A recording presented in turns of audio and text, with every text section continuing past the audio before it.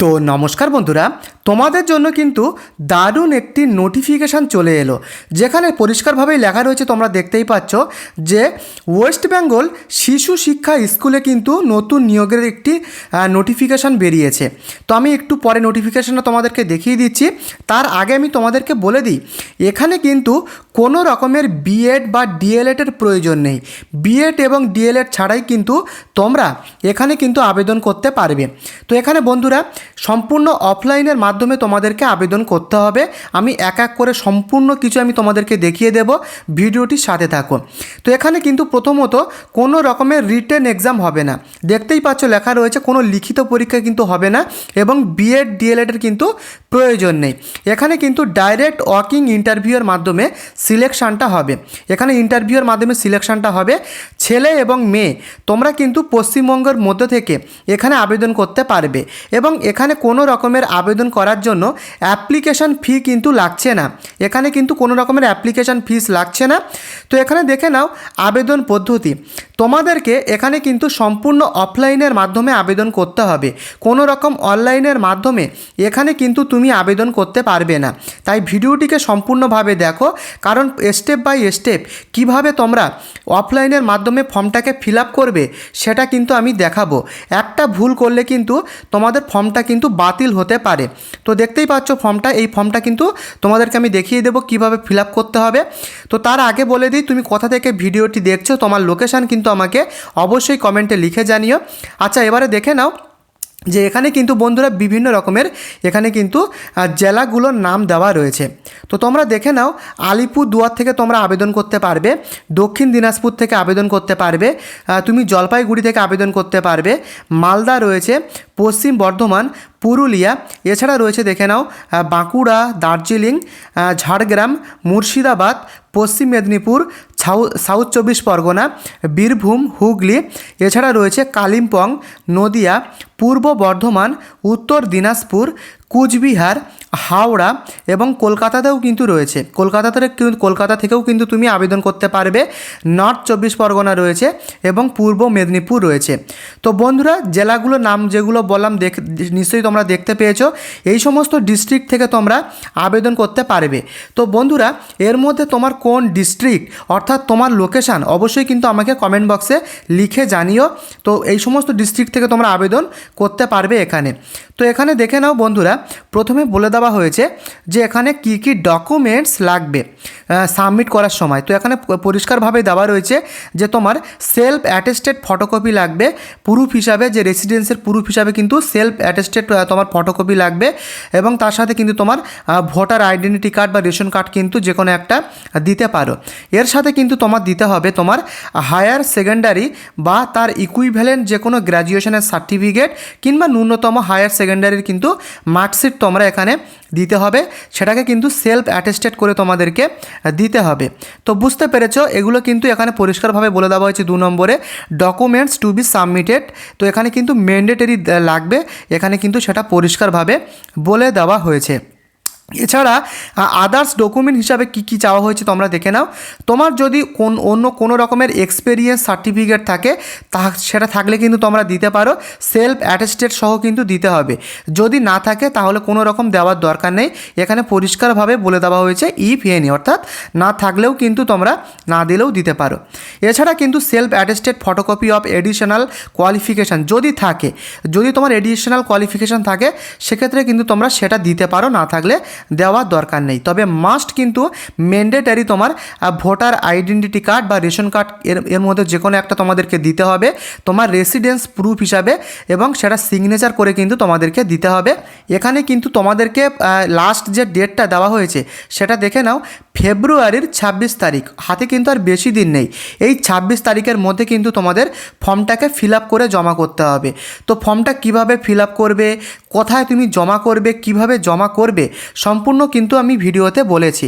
তাই ভিডিওটি সম্পূর্ণ শেষ পর্যন্ত দেখো। তো এবারে সোজা চলে আসি ফর্ম ফিল আপে। তো তোমরা ফর্মটা কিভাবে ফিল আপ করবে মন দিয়ে দেখে নাও। তো এখানে পরিষ্কারভাবে বলে দেওয়া হয়েছে, তোমরা দেখে নাও যে এখানে কিন্তু সম্পূর্ণ কিন্তু তোমাদের ক্যাপিটাল লেটারে ফর্মটাকে ফিল আপ করতে হবে। ক্যাপিটাল লেটারে কিন্তু ফর্মটাকে ফিল আপ করতে হবে। এই ভুল করলে কিন্তু তোমাদের ফর্মটা কিন্তু বাতিল হতে পারে যদি ক্যাপিটালভাবে তুমি না লেখো, এবং ব্লু বা ব্ল্যাক পেনের মাধ্যমে লিখতে হবে। তো এখানে তোমাদেরকে বলে দিই, প্রথম অপশানে কিন্তু দেওয়াই রয়েছে যে এমপ্লয়মেন্ট নোটিফিকেশান নাম্বার। তো বন্ধুরা, তোমরা এই এমপ্লয়মেন্ট নোটিফিকেশান নাম্বারটা কোথায় পাবে ভালোভাবে দেখে নাও। এখানে কিন্তু পরিষ্কারভাবেই দেওয়া রয়েছে, তোমরা দেখে নাও যে মেমো নাম্বার। এই যে নাম্বারটা, এটা কিন্তু সঠিকভাবে দেখে তোমরা এই নাম্বারটা তোমরা কিন্তু এই এমপ্লয়মেন্ট নাম্বারের ওখানে বসিয়ে দেবে, ঠিকঠাকভাবে বসাবে, এবং যে ডেটে তুমি সাবমিট করবে সেই ডেটটা কিন্তু এখানে দিয়ে দেবে, এবং তোমার অ্যাটেস্টেড করা একটা ফটোকপি, পাসপোর্ট সাইজ ফটো কিন্তু এখানে অ্যাটাচ করবে। এই ফর্মটা কিন্তু ভিডিওর ডেসক্রিপশান বক্সে দেওয়া থাকবে, তোমরা ডেসক্রিপশান থেকে গিয়ে এই ফর্মটাকে ডাউনলোড করে কিন্তু প্রিন্ট করে এই ফর্মটাকে ফিল আপ করবে। তো এবারে কিন্তু তোমাদেরকে তোমার নাম বসাতে হবে, এখানে তোমার নাম বসাতে হবে পরিষ্কারভাবে, এবং এখানে তোমার বাবার নামটা কিন্তু বসাতে হবে। সম্পূর্ণ তথ্য কিন্তু তুমি তোমার আধার কার্ড দেখে সেইভাবে তোমরা বসাতে পারো। এছাড়া তুমি যদি বিবাহিত হও, তুমি তোমার হাজব্যান্ডের নাম কিংবা তোমার ওয়াইফের নামটা এখানে বসাবে। এবং এখানে যেটা বলেছে 4 নম্বরে দেখে নাও যে বয়স, ইয়েসটা কিন্তু দেখতেই পাচ্ছ 1/1/2026, অর্থাৎ তোমার যে অরিজিনাল ডেট অফ বার্থ, সেই ডেট অফ বার্থটা এই ডেট অনুযায়ী কত বছর হচ্ছে সেটা কিন্তু ক্যালকুলেট করে এখানে কিন্তু ইয়ারের জায়গায় ইয়ার বসাবে, মাসের জায়গায় মাস বসাবে, এবং ডেটের জায়গায় ডেট বসাবে। বুঝতে পেরেছ? এবারে এখানে তোমার ডেট অফ বার্থটা লিখবে অরিজিনাল, এবং তুমি মেল না ফিমেল এই বক্সে কিন্তু টিক দেবে। দেওয়ার পরে তোমার প্রেজেন্ট অ্যাড্রেসটা এখানে তুমি দেখে দেখে বসাবে তোমার, এবং তোমার পার্মানেন্ট অ্যাড্রেসটা এখানে বসাবে। যদি দুটো সেম থাকে, দুটো সেম এইভাবে কিন্তু লিখে দেবে। আলাদা থাকলে প্রেজেন্ট অ্যাড্রেস আলাদা লিখবে, আর পার্মানেন্ট অ্যাড্রেস আলাদা লিখবে। এরপরে দেখতে পাচ্ছ যে whether S relaxation is needed or not, অর্থাৎ তুমি যদি SC ST OBC ক্যাটাগরির মধ্যে পড়ো সেক্ষেত্রে কিন্তু তুমি এখানে ইয়েস দিতে পারো, না জেনারেল হলে নো দিয়ে দেবে। তোমার ক্যাটাগরি কি, তুমি জেনারেল, SC ST, না OBC A, না OBC B। তো তোমার যে কাস্ট সেটা কিন্তু তুমি এখানে ক্লিক করবে, SC হলে ST ক্লিক বক্সে ক্লিক করবে। এবং এখানে বন্ধুরা দেখতেই পাচ্ছ যে টেলিফোন বা মোবাইল নাম্বার, তোমার টেলিফোন বা মোবাইল নাম্বারটা সঠিকভাবে তুমি দেবে যেটা তুমি বর্তমানে ইউজ করছো। তোমার ইমেল আইডি এখানে বসাবে। তারপরে তোমার ন্যাশনালিটি, অবশ্যই তুমি ইন্ডিয়ান, সেই ইন্ডিয়ানটা কিন্তু এখানে দেখে দেখে তোমরা বসাবে, ইন্ডিয়ানটা কিন্তু এখানে লিখে দেবে। তোমার রিলিজিয়ান কি, তুমি হিন্দু কি মুসলিম সেটা তুমি এখানে বসাবে। বসানোর পরে কিন্তু এখানে দেখতে পাচ্ছ 15 নম্বরে যে এডুকেশান কোয়ালিফিকেশান, এখানে কিন্তু তোমাদেরকে এডুকেশান কোয়ালিফিকেশানগুলো ভরতে হবে। প্রথমে মাধ্যমিক দিলে, উচ্চ মাধ্যমিক দেবে, গ্র্যাজুয়েশন দেবে, এই করে করে লাস্ট যে কোয়ালিফিকেশান পর্যন্ত তোমার রয়েছে তেমনভাবে কিন্তু এখানে ফিল আপ করবে। তো প্রথমে মাধ্যমিকটা আমি তোমাদের দেখিয়ে দিই, এখানে মাধ্যমিক দেবে, এবং কত সালে মাধ্যমিক পাস করেছো সেটা এখানে বসাবে। তোমার মাধ্যমিকের কোন বোর্ড ছিল সেটা বসাবে, টোটাল কত মার্কস পেয়েছিলে মাধ্যমিকে সেটা বসাবে, এবং এখানে দেখেছো ডিভিশন বা ক্লাসটা কিন্তু তোমরা বসাবে, এবং কত পার্সেন্টেজ পেয়েছিলে সেটা বসাবে। এইভাবে উচ্চ মাধ্যমিক, গ্র্যাজুয়েশন, এইভাবে কিন্তু তোমাদের সেম প্রসিডিওর ফলো করে এখানে তোমাদেরকে বসাতে হবে। তারপরে দেখে নাও যে কম্পিউটারের নলেজ, দেখতে পাচ্ছ পরিষ্কারভাবেই দেওয়া রয়েছে। তোমার কিন্তু কম্পিউটারের নলেজ এখানে তো দিতে হবে, অর্থাৎ তুমি কম্পিউটারে কী ডিগ্রি করেছো, তোমার কোন ডিগ্রিতে তুমি কম্পিউটার পড়েছো সেই কম্পিউটারের কোর্সের নামটা এখানে তোমরা বসাবে। তুমি কত সালে কম্পিউটারের পাস করেছো সেটা বসাবে, তোমার ইনস্টিটিউশনের নামটা কী ছিল সেটা বসাবে, এবং এখানে দেখো পরিষ্কারভাবে বলা রয়েছে যে মার্কস অবটেন, কত মার্কস পেয়েছিলে, কোন ডিভিশন বা ক্লাস ছিল সেটা বসাবে, পার্সেন্টেজ কত পেয়েছিল সেটা এখানে বসাবে। বুঝতে পেরেছো? এইভাবে কিন্তু ফিল আপটা করতে হবে তোমাদের। এরপরে এটা কিন্তু খুবই গুরুত্বপূর্ণ, তোমার 18 নম্বরে তোমার রেশন কার্ডের নাম্বারটা এখানে বসাতে হবে। বসানোর পরে এই যে দেখো 19 নম্বরে বলেছে, এটা কিন্তু তোমাদেরকে বেছে বেছে টিক করতে হবে, কারণ যখন তোমাদের ডকুমেন্ট ভেরিফিকেশান হবে এই সমস্ত ডকুমেন্টগুলো কিন্তু তোমাদেরকে নিয়ে যেতে হবে। অর্থাৎ তোমার যে ডকুমেন্টগুলো রয়েছে সেই সমস্ত ডকুমেন্টগুলোর পাশে কিন্তু এখানে এখানে টিক বক্স দেবে। তো এখানে তোমার কিন্তু ভোটার কার্ড কিন্তু মাস্ট থাকতে হবে, তো এখানে ক্লিক করে এখানে টিক দিয়ে দেবে। তোমার রেশন কার্ড থাকলে এখানে টিক দেবে। তোমার মাধ্যমিকের অ্যাডমিট কার্ড বা সার্টিফিকেট থাকলে এখানে ক্লিক করবে, টিক দেবে। মাধ্যমিকের মার্কশিটের জায়গায় টিক দেবে। তোমার হায়ার সেকেন্ডারি মার্কশিটের জায়গায় এখানে টিক দেবে। তোমার গ্র্যাজুয়েশনে যদি মার্কশিট থাকে এখানে টিক দেবে, না থাকলে টিক দেবে না। এছাড়া তোমার যদি মাস্টার ডিগ্রি করা থাকে সেই মাস্টার ডিগ্রির মার্কশিট যদি তোমার কাছে থাকে তাহলে কিন্তু এই টিক বক্সে টিক দেবে, নতুবা দেবে না। এছাড়া তোমার দেখতে পাচ্ছ সার্টিফিকেট অফ নলেজ অফ কম্পিউটারের যদি সার্টিফিকেট থাকে তবে সেক্ষেত্রে কিন্তু এই টিক বক্সে তুমি টিক দেবে। এবং তোমার যদি এক্সপিরিয়েন্স সার্টিফিকেট থাকে তাহলে টিক দেবে, না থাকলে দেবে না। তোমার কাস্ট সার্টিফিকেট যদি তুমি SC ST OBC হও সেক্ষেত্রে এখানে টিক দেবে। মাথায় রাখবে যে সমস্ত টিক বক্সে তুমি টিপগুলো দিচ্ছ সেই সমস্ত ডকুমেন্টগুলো কিন্তু তোমাদেরকে নিয়ে যেতে হবে যখন ডকুমেন্ট ভেরিফিকেশান হবে। তো বুঝতে পেরেছো, এইভাবে কিন্তু তোমাদের পুরো সম্পূর্ণ ফর্মটাকে ফিল আপ করে এখানে যে ডেটে তুমি পাঠাবে সেই ডেটটা এখানে বসাবে এবং তোমার প্লেস, তোমার লোকেশানটা বসাবে এবং এখানে একটা তোমার সিগনেচার করে দেবে। করানোর পরে কিন্তু সম্পূর্ণ ফর্মটা তোমাদের ফিল আপ হয়ে যাবে।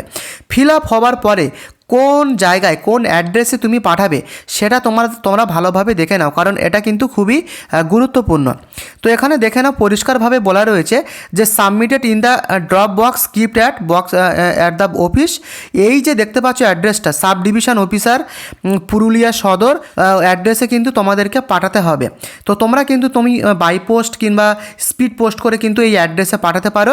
সাব ডিভিশন অফিসার পুরুলিয়া সদর এই অ্যাড্রেসে কিন্তু তোমাদেরকে পাঠাতে হবে। 26শে ফেব্রুয়ারি ঠিক 4:30-র মধ্যে কিন্তু তোমাদেরকে পাঠাতে হবে। তো বুঝতে পেরেছো? তো বন্ধুরা এই যে নোটিশটা কিন্তু অলরেডি এই ফেব্রুয়ারি মাসের 12 তারিখে প্রকাশ হয়েছিল, অর্থাৎ পাবলিশড হয়েছিল। তোমাদেরকে কিন্তু 26 তারিখের মধ্যে এখানে জমা করতে হবে। তো বন্ধুরা এবারে দেখে নাও কোন কোন পোস্ট রয়েছে। তো দেখে নাও এখানে কিন্তু পরিষ্কারভাবে বলে দেওয়া হয়েছে যে নেম অফ ডিভিশনের জায়গায় কিন্তু এখানে পরিষ্কারভাবে বলে দেওয়া রয়েছে পুরুলিয়া সদর। এখানে কিন্তু এই ডিভিশনে রয়েছে, ব্লক হচ্ছে আরশা।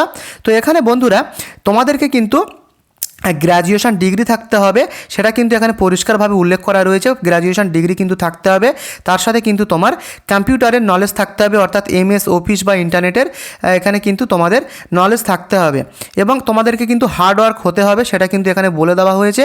তো এখানে কিন্তু পরিষ্কারভাবে বলে দেওয়া হয়েছে তোমাদের বয়স কিন্তু অবশ্যই 40 বছরের মধ্যে থাকতে হবে।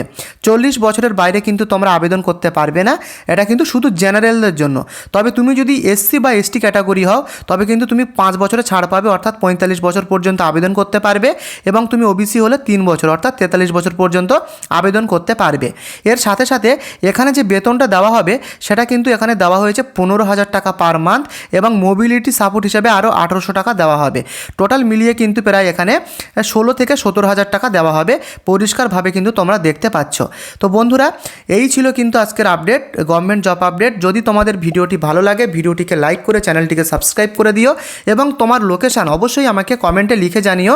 পরবর্তী গভর্নমেন্ট জব আপডেট এলে আমি কিন্তু আগে সেই সমস্ত লোকেশানের জব আপডেট আনবো, তাই তোমার লোকেশান কিন্তু আমাকে অবশ্যই কমেন্টে লিখে জানিও। আজকের মতো এই পর্যন্ত, ধন্যবাদ।